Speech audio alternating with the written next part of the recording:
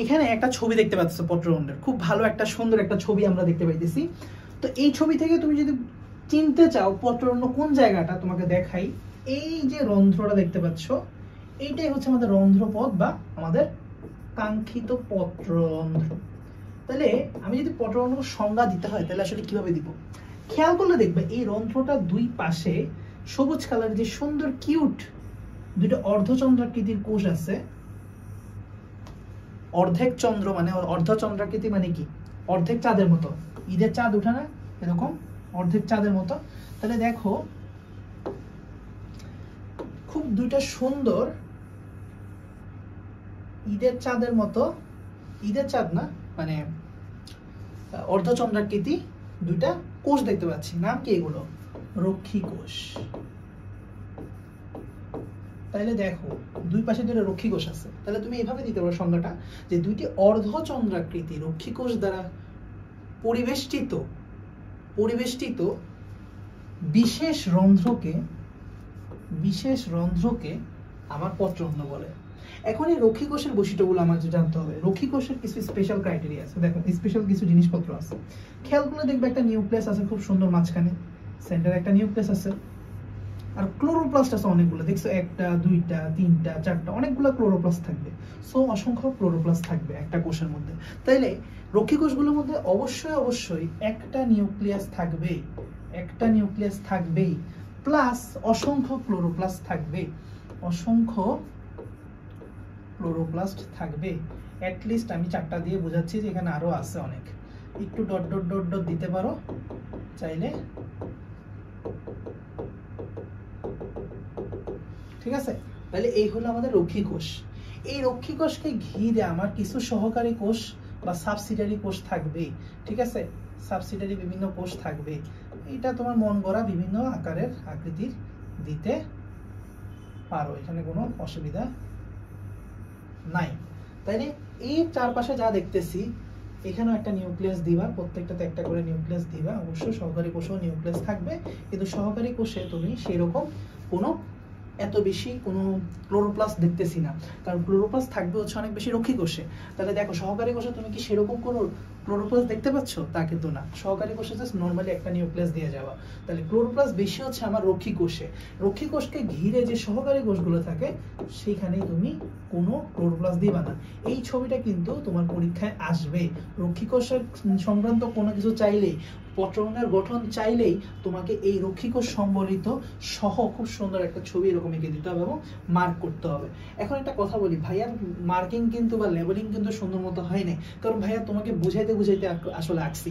যখনই কোনো ছবি লেবেলিং করবা নিয়ম হচ্ছে কি মনে রাখবা, নিয়ম হচ্ছে এক পাশে একটা দাগ টানবা এবং সবগুলো লেবেলিং এক পাশে করতে হবে, ডান পাশে করতে হবে, ঠিক আছে? একটা দাগ টানবা, দাগ টেনে যেমন এটা রক্ষী কোষ, এটা সহকারী কোষ, এটা নিউক্লিয়াস, তাহলে এরকম করে করবা। তাহলে সব লেবেলিং করবা এক পাশে, যেমন দেখছো এইগুলো সবগুলো হচ্ছে লেবেলিং এক পাশে। এবং পারলে এখানে মাঝখানে একটা মার্জিন টেনে দিবা, তাহলে সবগুলো এক লাইনে এসে তুমি দিতে পারো, ঠিক আছে? ওকে, তাহলে আশা করি পত্ররন্ধ্র ছবি আঁকা পারো তোমরা।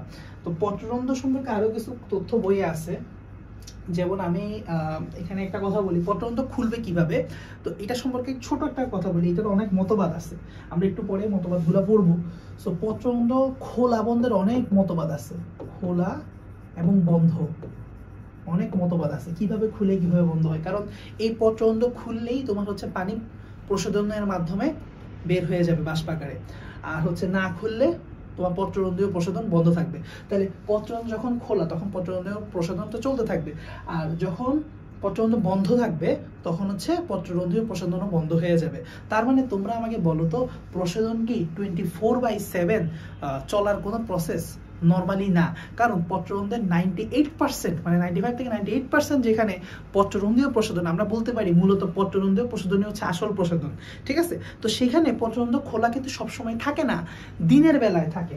পত্ররন্ধ্র খোলা থাকে হচ্ছে দিনের বেলায়, পত্ররন্ধ্র খোলা হচ্ছে দিনের বেলায়। দিনের বেলায় পত্ররন্ধ্র খোলা থাকে। এবং একটা প্রশ্ন এমসিকিউ আসে যে দিনের বেলার কোন টাইমটাতে পত্ররন্ধ্র একদম সম্পূর্ণ খোলা থাকে। দেখো পত্ররন্ধ্র পুরো দিনের বেলায় খোলা থাকে কিন্তু একদম সম্পূর্ণ খোলা থাকে না। যেমন আমার চোখটা খোলা কিন্তু আমি কিন্তু চোখটা সম্পূর্ণ খোলা না, ধরো আরো বড় কিন্তু করা যায়, আরো বড় কিন্তু করা যায়, ঠিক না?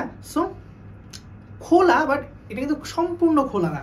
তাহলে দিনের বেলায়ও একটা নির্দিষ্ট টাইমে পত্ররন্ধ্র একেবারে সম্পূর্ণ খোলা থাকে। সেই টাইমটা একটু জেনে রাখো, সকাল 10টা থেকে 11টা, সকাল 10টা থেকে 11টা এবং বিকাল বা দুপুর 2টা থেকে 3টা। ঠিক আছে, এই দুইটা টাইমে তোমার হচ্ছে পত্ররন্ধ্র একেবারে ভালো মতো খোলা থাকে।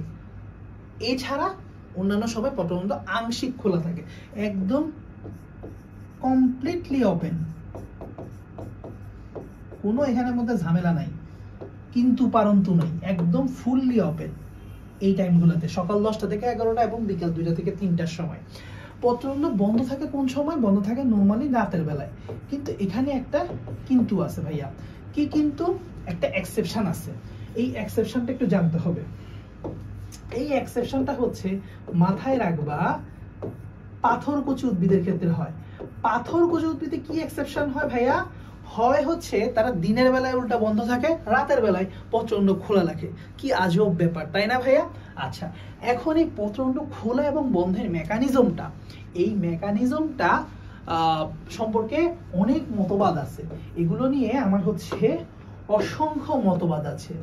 সেই মতবাদগুলোই আমাদেরকে আস্তে আস্তে জানতে হবে। তার মতবাদের আগে সবকিছুর একটা, আমি যদি বলি যে নরমাল কারণ পত্ররন্ধ্র খোলা বা বন্ধের অনেক তো মতবাদ আছে কিভাবে কোন কারণে হয়, বাট একটা বেসিক কারণ যদি বলি, বেসিক কারণ তোমরা লিখে রাখো। এই রক্ষী কোষটা যখন ফুলে যায়, কোনো কারণে এই রক্ষী কোষটা যখন ফুলে যায়, ধরো পানি আসলো, ঠিক আছে, অনেক পানি আসলো রক্ষী কোষের মধ্যে, তখন রক্ষী কোষ ফুলে যাবে। রক্ষী কোষ যখন ফুলবে তখনই পত্ররন্ধ্র খুলে যাবে। তাহলে টেকনিকটা হচ্ছে রক্ষী কোষ যখন ফুলে যাবে পত্ররন্ধ্র তখন খুলে যাবে। ঠিক আছে, তো ফুলে খুলে, তো রক্ষী কোষ যখন যাবে ফুলে, পত্ররন্ধ্র তখন যাবে খুলে। ঠিক আছে, মনে থাকবে? তাহলে এই হলো ঘটনা। কারণটা লিখে রাখো বা মেইন মেকানিজমটা লিখে রাখো।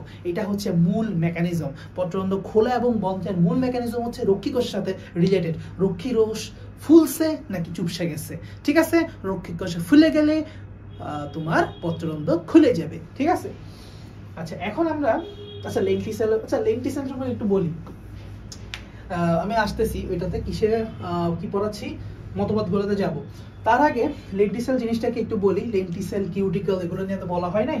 পত্ররন্ধ্র নিয়ে তো অনেক জানলা, পত্ররন্ধ্রের গঠন সম্পর্কে জানলা। পত্ররন্ধ্র কোথায় থাকে? পাতার উপরিতলে থাকে নরমালি, পাতার উপরিভাগে বা উপরিতলে থাকে। এটা কখন খোলা কখন বন্ধ তাও জানলা, কখন সম্পূর্ণ খোলা সেটাও জানলা, কার ক্ষেত্রে এক্সেপশন সেটাও জানলা। তারপর পত্ররন্ধ্র প্রতি বর্গ সেন্টিমিটারে তোমার এগুলো বইয়ে আছে, বুঝছো? এগুলো স্লাইডে তোলে নাই কেন জানি, আমার তাকে যে তোলে নাই তার প্রতি আমার অনেক বিরক্ত আসতেছে। আমার নিজে নিজে লিখে পড়াতে হচ্ছে, আমার যা মনে আছে আমি তাই পড়াইতেছি। ঠিক আছে, বইয়ে আরো কিছু তথ্য থাকলে একটু দেখে নিও। 1000 থেকে 60,000 আমার মতে আমি যা পড়াচ্ছি তাতে এনাফ, কারণ হচ্ছে আমার মাথার মধ্যে আছে বইয়ে কি আছে না আছে। তো বর্গ সেন্টিমিটারে 1000 থেকে 60,000 পর্যন্ত পত্ররন্ধ্র থাকতে পারে। তো এক বর্গ সেন্টিমিটার এরিয়ার মধ্যে, জাস্ট পাতার 1 বর্গ সেন্টিমিটার এরিয়ার মধ্যে 1000 থেকে 60,000 পর্যন্ত পত্ররন্ধ্র থাকতে পারে। ঠিক আছে, তাহলে এগুলো পড়লে আমি একটু দেখে নিই এই ইনফরমেশনগুলো ছাড়া আর কিছু আছে কিনা তোমাদের এমসিকিউতে যেগুলো আসতে পারে। একটু দেখতে দাও আমাকে ভাইয়াকে, কারণ মুখস্থ বিদ্যা এত ভালো না। যা পড়াইছি ইম্পর্টেন্ট, হ্যাঁ এগুলোই। রক্ষী কোষে কি থাকে পড়াইছে? একটা সুস্পষ্ট নিউক্লিয়াস থাকে, অসংখ্য ক্লোরোপ্লাস্ট থাকে এবং ঘন সাইটোপ্লাজম। সাইটোপ্লাজম কিন্তু ভালো পরিমাণ ঘন, একটু একটু ঘন ঘন দিয়ে দেও তাহলে বুঝে যাবে সাইটোপ্লাজমটা হচ্ছে অনেক ঘন। ঠিক আছে, সাইটোপ্লাজম কেমন? অনেক ঘন। ক্লোরোপ্লাস্ট অনেক, বহু ক্লোরোপ্লাস্ট, সুস্পষ্ট একটা নিউক্লিয়াস। আচ্ছা ক্লোরোপ্লাস্ট, আচ্ছা রক্ষী কোষে প্রচুর ক্লোরোপ্লাস্ট থাকার কারণে এটা কি হবে? খাদ্য তৈরি করবে। তাহলে রক্ষী কোষের কাজ কি হবে? রক্ষী কোষের কাজ হচ্ছে খাদ্য তৈরি করা, কারণ কি তার ক্লোরোপ্লাস্ট আছে অসংখ্য, তাই না? এখানে খাদ্য তৈরি হবেই হবে। ঠিক আছে, আচ্ছা খোলা বন্ধ পাথরকুচি লেখা আছে, সব পড়াই ফেলছি। আচ্ছা পত্ররন্ধ্রের মাধ্যমে আমার, আচ্ছা পত্ররন্ধ্রের একটা মজার কাজ বলি নাই, সেটা হচ্ছে এইটা ভাইয়া খুব ইম্পর্টেন্ট। পত্ররন্ধ্র রোল, তিনটা প্রসেসে, তিনটা কাজেই এটা রোল পাওয়া যায়। পত্ররন্ধ্রের ভূমিকা আমরা দেখতে পাই। এক হচ্ছে সালোক সংশ্লেষণ, প্রসেদন এবং হচ্ছে শোষণ। তিনটাতে আমরা দেখতে পারি সালোক সংশ্লেষণ, শোষণ এবং এই যে প্রসাধন করতেছি, প্রসাধন। তিন জায়গায় পত্ররন্ধ্রের ভূমিকা আছে। প্রসাধনের ভূমিকা আমরা দেখতে পাচ্ছি প্রসাধনের মাধ্যমে, কি ভূমিকা দেখতে পাচ্ছি কি পত্ররন্ধ্রের মাধ্যমে। পত্ররন্ধ্র খুলে তখন প্রয়োজনীয় অতিরিক্ত পানি বাষ্পাকারে বের হয়ে যাচ্ছে। তো আমরা এটা তো বুঝে ফেললাম। এখন সালোক সংশ্লেষণে কিভাবে ভূমিকা রাখে? এই যে কার্বন ডাই অক্সাইড এবং অক্সিজেন যে বিনিময় হয় পরিবেশের সাথে, কার্বন ডাই অক্সাইড ভিতরে ঢুকে উদ্ভিদের, তারপর হচ্ছে অক্সিজেন বের হয়ে যায় উদ্ভিদ থেকে। তাহলে এই যে জিনিসগুলা, এটা কিভাবে হয়? এটাও কিন্তু পত্ররন্ধ্রের মাধ্যমে হয়। তাহলে পত্ররন্ধ্র হচ্ছে বেসিক্যালি সুড়ঙ্গ, যেই সুড়ঙ্গ দিয়ে আমার গ্যাসীয় বিনিময় হচ্ছে, ঠিক আছে, আদান প্রদান হচ্ছে। তাহলে সালোক সংশ্লেষণও কিন্তু ভূমিকা পালন করতেছে গ্যাসীয় বিনিময় করে। তারপরে প্রসাধনও তো আমরা দেখতেছি পানিটা বাষ্পাকারে বের করে দিচ্ছে। তারপর শ্বসনে কি করতেছে? শ্বসনেও তো কার্বন ডাই অক্সাইড যেটা তৈরি হবে সেটা বের করে দিবে, ঠিক আছে।